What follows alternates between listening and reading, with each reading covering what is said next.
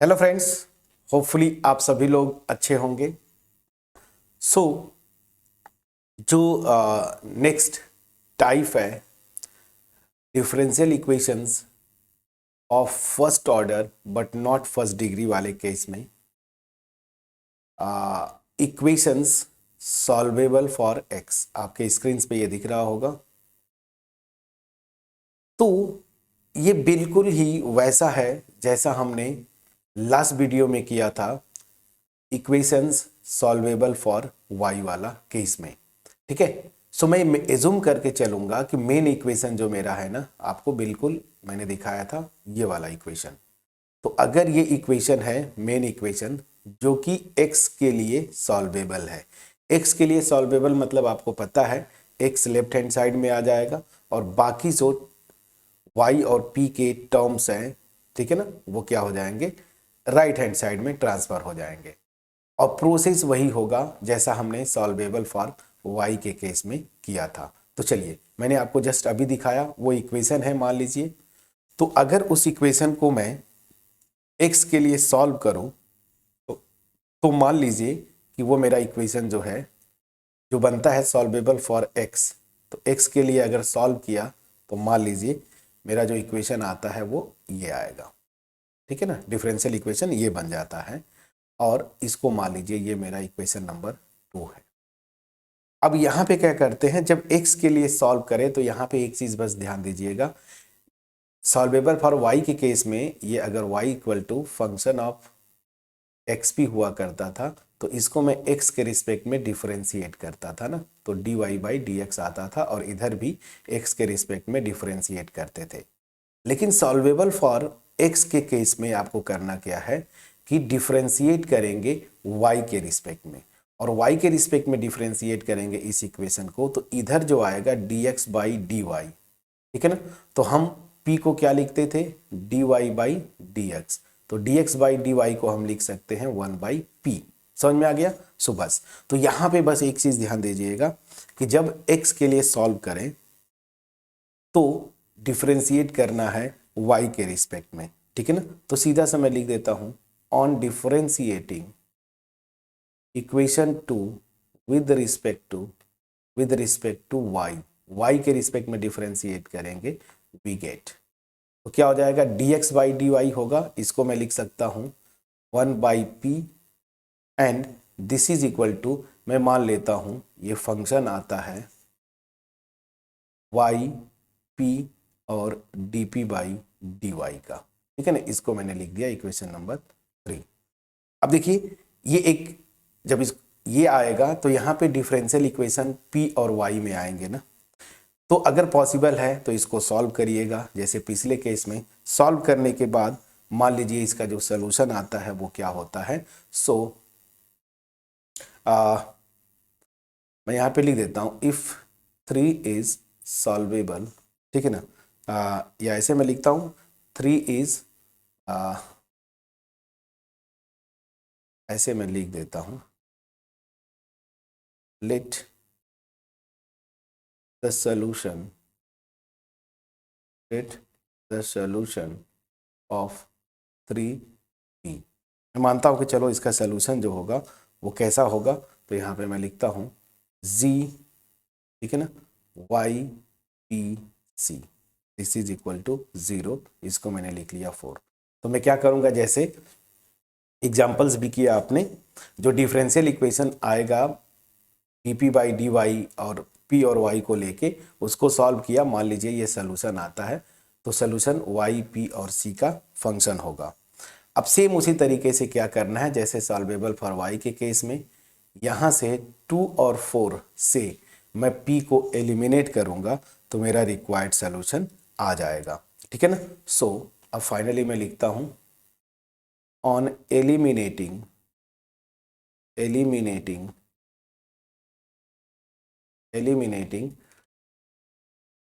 p from 2 and 4 we get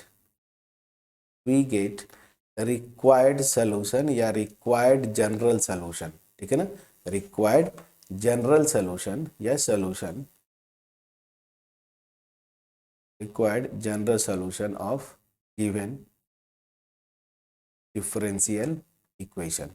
तो पूरा process वही है, यहाँ पे x के लिए सॉल्व करेंगे, बस ध्यान दीजिएगा y के रिस्पेक्ट में डिफरेंशिएट करेंगे।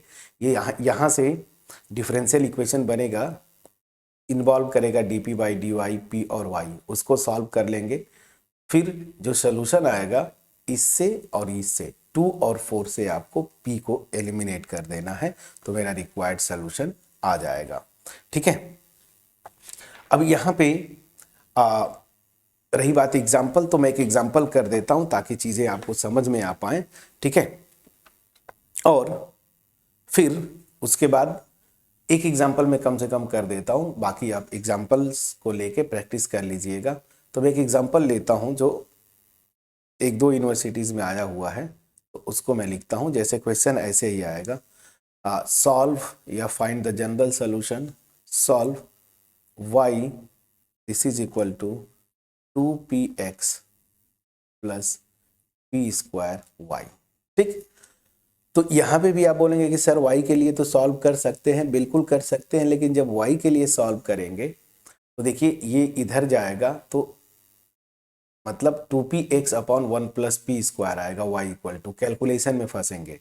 लेकिन यहाँ पे अगर मैं x के लिए सॉल्व करूं तो थोड़ा सा आसान आपको बनता है, तो मैं इसको x के लिए ही सॉल्व करूंगा। तो चलिए सॉल्यूशन पे आते हैं, क्या करेंगे ध्यान दीजिएगा।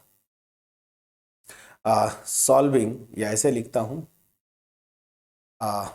Given differential equation, given differential equation can be written as, या सॉल्विंग फॉर x भी लिख सकते हैं। तो क्या हो जाएगा, ये देखिए 2px this is equal to y minus p square y. तो यहाँ से x इक्वल टू क्या होगा, 2p से डिवाइड करेंगे, तो ध्यान दीजिए y upon 2p minus 2p से इसको डिवाइड करेंगे तो py, यहाँ पे देखिए 2p से डिवाइड करेंगे, ठीक है ना, तो यहाँ से आ जाएगा आपका पी वाई, ठीक है ना, अपॉन, ठीक है ना, ये मेरा बनेगा।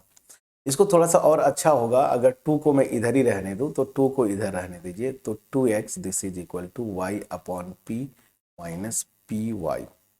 प्लीज चेक करिएगा, ठीक है ना, इसी को लिख लीजिए इक्वेशन नंबर 1।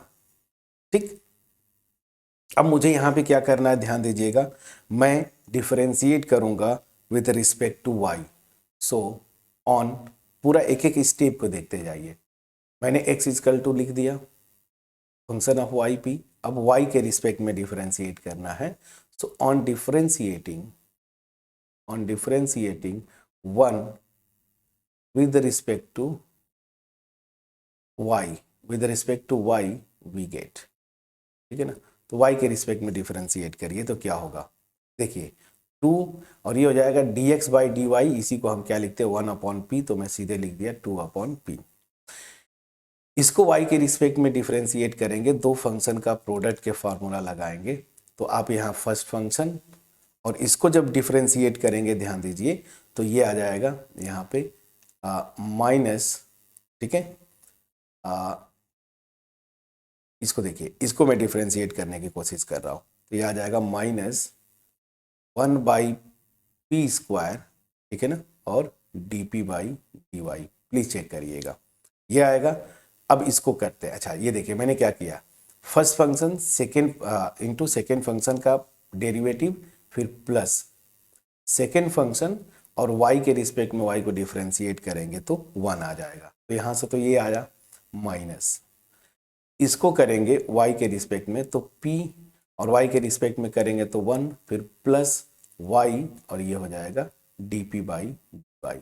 प्लीज चेक करिएगा, ठीक है, थोड़ा सा सिंप्लीफाई कर लेते हैं, तो यहाँ से देखिए क्या आएगा, minus y upon p square d p by d y. Please check करिएगा, ठीक है, दिस, फिर प्लस 1 बाई पी, फिर यहाँ से माइनस पी और minus y d p by d y. Please check करिएगा, ठीक है। प्लीज चेक करिएगा। अब मैं ये दोनों टर्म्स को इधर लाऊंगा, ठीक है ना। तो इधर लाएंगे तो क्या हो जाएगा, ध्यान दीजिएगा। तो जब इधर आप लाएंगे तो ये हो जाएगा 2/p, इधर आके -1/p plus p, this is equal to minus y/p² dp/dy, फिर -y dp/dy। प्लीज चेक करिएगा, ठीक है। तो यहां से ध्यान दीजिए, ये 2/p है, इसमें से एक सब्ट्रैक्ट होगा तो 1/p हो जाएगा और प्लस p, यहां तक ठीक है। और इन दोनों से -y dp/, ये देखिए -y dp/dy कॉमन है, यहां से आ जाएगा 1/p² प्लस 1। प्लीज चेक करिएगा।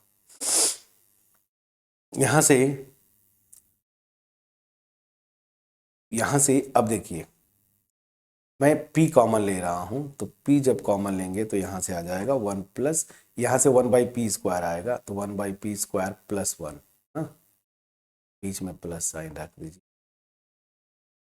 दिस। प्लीज चेक करिएगा। और इसको इधर लाएंगे तो प्लस y dp/dy और ब्रैकेट में 1 + 1/p² इज इक्वल टू 0, ठीक है। तो इन दोनों से जो फैक्टर कॉमन है वो ये है, क्या है, 1 + 1/p²। तो इसको यहाँ पे रख लीजिए और यहाँ पे आ जाएगा p + y dp/dy this is equal to 0, ठीक। अब अगेन वही केस, क्या करना है। अब ये जो देखिए, ये स्टेप क्या है, डिफ्रेंशिएट करने के बाद जो इक्वेशन बन रहा था, मतलब इक्वेशन नंबर 3 जो है वो मेरा ये आया। अब यहां से मुझे क्या करना है, सॉल्व करना है। तो जैसे सॉल्वेबल फॉर y के केस में किया था, हम इसको लेके सॉल्व करेंगे। इसको लेके अगर आप सॉल्व करेंगे तो आपको क्या मिलेगा, सिंगुलर सोल्यूशन मिलेगा। हमें सिंगुलर सोल्यूशन पे नहीं जाना है, हमें क्या चाहिए, जनरल सोल्यूशन। तो इसको लेके करेंगे सिंगुलर सोल्यूशन। क्या करेंगे, p की वैल्यू उठा के यहाँ पे, कहाँ गया, ये रखेंगे तो यहाँ पे जो है कांस्टेंट टर्म नहीं आएगा, c नहीं आएगा, so that means singular solution आएगा। तो इसको नहीं लेते हम, हमें जनरल सोल्यूशन लेना है, तो इसको लेके सॉल्व करेंगे। तो बस अब यहाँ से इसको लेके आप सॉल्व कर दीजिए। देखिए जो भी आएगा वहाँ से एलिमिनेट करना होता है p को, तो इसको मैं लेके चलूँगा। तो चलिए, तो this will imply p + y dp/dy this is equal to 0। और यहाँ पे ब्रैकेट में लिख दीजिएगा कि इसको नहीं लेंगे, क्यों, इसको लेंगे तो सिंगुलर सोल्यूशन मिलेगा, इतना जरूर लिखिएगा, ब्रैकेट में लिख दीजिएगा, ठीक है। तो अब देखिए ये वेरिएबल सेपरेबल होगा, कैसे, ध्यान दीजिए। p = मैं लिख सकता हूँ -y dp/dy, या dp को इधर आप कर सकते हैं, या dp/, ऐसे करिए ना, ये देखिए dy इधर लाइए तो ये हो जाएगा dy/y this is equal to -dp/p, ठीक है ना। वेरिएबल सेपरेट हो रहे हैं, बहुत आसान केस है। इसको अब इधर ला दीजिए तो आपका आ जाएगा dp/p plus dy/y is equal to 0। Variable separable है। ऑन इंटीग्रेटिंग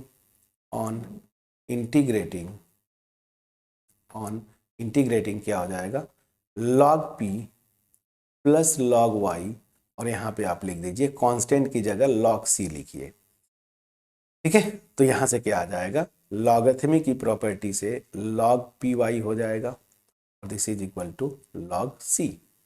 एंटी लॉग ले लेंगे तो py this is equal to c, ठीक है ना। तो यहाँ से मेरा आ गया p की वैल्यू c/y। इसी को मैं यहाँ पे थर्ड लिख रहा हूँ, लेकिन जो थ्योरी पोर्शन था मैं इक्वेशन 2 तक गया ही नहीं, मैं इसको 2 ही लिख देता हूँ, ठीक है। ये मेरा इक्वेशन 2 है, और यहाँ पे जो थ्योरी में मैंने किया था इसी को लिखा हूँ इक्वेशन नंबर 4। तो इसको और इस जो एक्चुअल इक्वेशन था यहाँ से p को एलिमिनेट करना है। तो मैं करूँगा क्या, यहाँ पे इस इक्वेशन से p की वैल्यू उठा के c/y इक्वेशन 1 में रखूंगा, p एलिमिनेट हो जाएगा, मेरा रिक्वायर्ड जनरल सोल्यूशन आ जाएगा। क्या लिखूंगा, using p from 2 in 1 we get we get required general solution as, तो क्या हो जाएगा देखिए, p की वैल्यू c बाई वाई उठा के यहाँ पे रखना है। अब ये इक्वेशन मेरा क्या था, लिख देते हैं 2x equal to y by p minus p y. तो यहाँ पे कोने में लिख देता हूँ 2x equal to y by p minus, एक मिनट फिर से चेक कर लेते हैं, 2x equal to y by p minus p y, y by p minus p Y.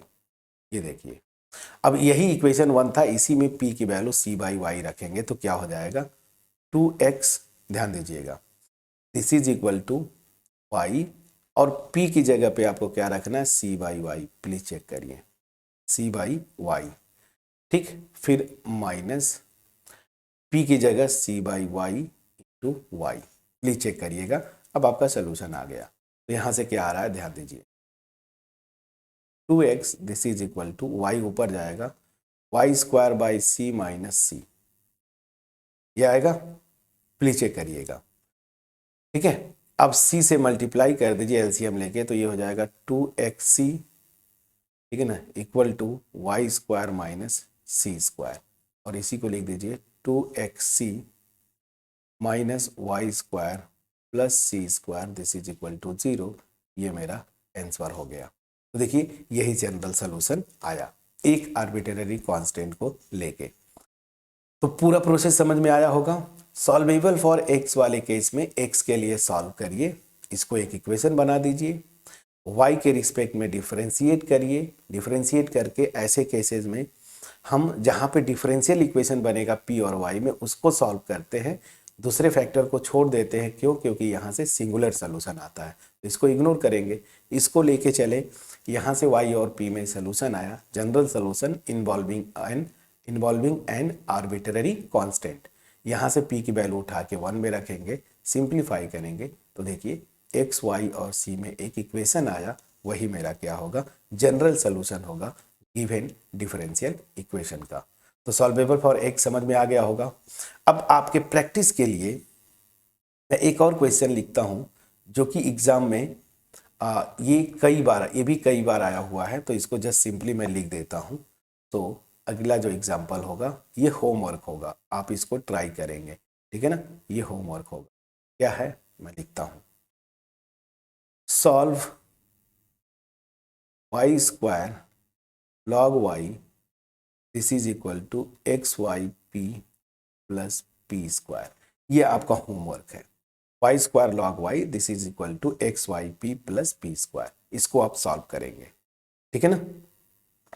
इसका आंसर मैं लिख देता हूँ, आंसर की जरूर लिख के छोड़ूंगा, इसको सॉल्व करिएगा। सिंप्लीफाई करने के बाद आपका आंसर जो आना चाहिए था वो आएगा log y this is equal to c x plus c square, ये आपका आंसर आना चाहिए था, ठीक है। इसको ट्राई करिएगा, ये भी क्वेश्चन कई बार एग्जाम में आए हुए हैं, ठीक है। तो पूरा प्रोसेस जो है हमने आपको यहाँ पे एक्सप्लेन किया, सॉल्वेबल फॉर एक्स। अब यहाँ पे एक बड़ा इंटरेस्टिंग इक्वेशन बनता है, क्लॉट्स इक्वेशन, ठीक है ना। और ये जो इक्वेशन है बहुत इंपॉर्टेंट है, एमसीक्यू वगैरह में अक्सर ये पूछते हैं इसको। तो नेक्स्ट वीडियो में हम करेंगे क्या, क्लॉट्स इक्वेशन। अगर इस वीडियो का एफर्ट जो है आपके पास पहुंच पाया हो, वीडियो को लाइक जरूर करिएगा, फ्रेंड्स के साथ शेयर करिएगा, और जो मेरा मोटिव है मास में लोगों के पास क्वालिटी कंटेंट डिलीवर करना, इसमें आप पार्टिसिपेंट बने, ठीक है। तो चलिए जो नेक्स्ट इक्वेशन है वो क्या है, क्लॉट्स इक्वेशन, ठीक है।